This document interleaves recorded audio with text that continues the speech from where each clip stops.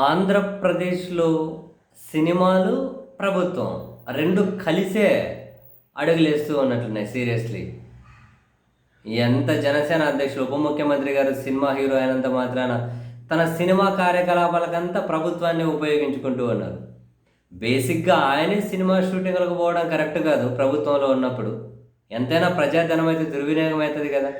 ఆయన cinema షూటింగ్‌లకు పాల్గొనడమే correct కాదు అనుకుంటే, మళ్ళీ వాళ్ళ మంత్రులు, వాళ్ళ ఎమ్మెల్యేలు దీని మీద కాన్ఫరెన్స్‌లు పెట్టి, సినిమా టికెట్లు అమ్మించి, సినిమా టికెట్లు ఫ్రీ ఉన్నాయని, థియేటర్ల దగ్గరికెళ్ళి టికెట్లు అమ్మి, ర్యాలీలని, ఎంత దారుణమండి ఇదంతా! అసలు ప్రభుత్వం ఏంది? ఈ సినిమా కంపు ముచ్చట్లేంది? ఎవరికి కావాలి ఇదంతా? కానీ ఇట్లా వాడుకోవచ్చా ప్రజాధనాన్ని? ప్రభుత్వ వీళ్ళకు ప్రభుత్వం ఉపయోగించుకునే ప్రభుత్వం సర్వీసులు వీళ్ళు ఏవైతే ఉపయోగించుకుంటారో అవి ఈ విధంగా బయట ప్రైవేట్ కార్యక్రమాలకు ఉపయోగించుకోవచ్చా? ఏం చేద్దాం? ఇక మంత్రులే కాన్ఫరెన్స్ పెట్టి సినిమా టికెట్లు ఎక్కువ అమ్మేయండి అని చెబుతున్నారు.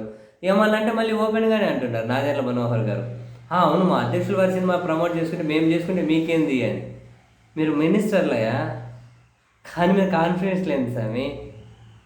ఇదంతా ఒక ఎత్తు అయితే, తాజాగా మళ్ళీ ఆ 'హరిహర వీరమల్లు'లో ఎవరో ఒక హీరోయిన్ నటించిందంటనే. ఏం పేరు ఆమె పేరు? నిధి అగర్వాల్ అట.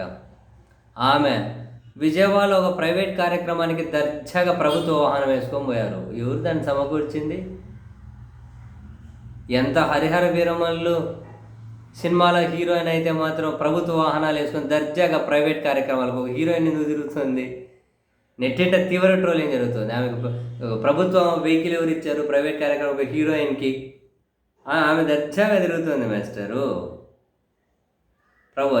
ప్రభుత్వ వెహికల్ నీట్గా దర్జాగా తిరుగుతుంది ఆమె. నిధి అగర్వాల్ అట. ప్రైవేట్ కార్యక్రమానికి దర్జాగా ప్రభుత్వ వెహికల్ వేసుకొని తిరుగుతుంది.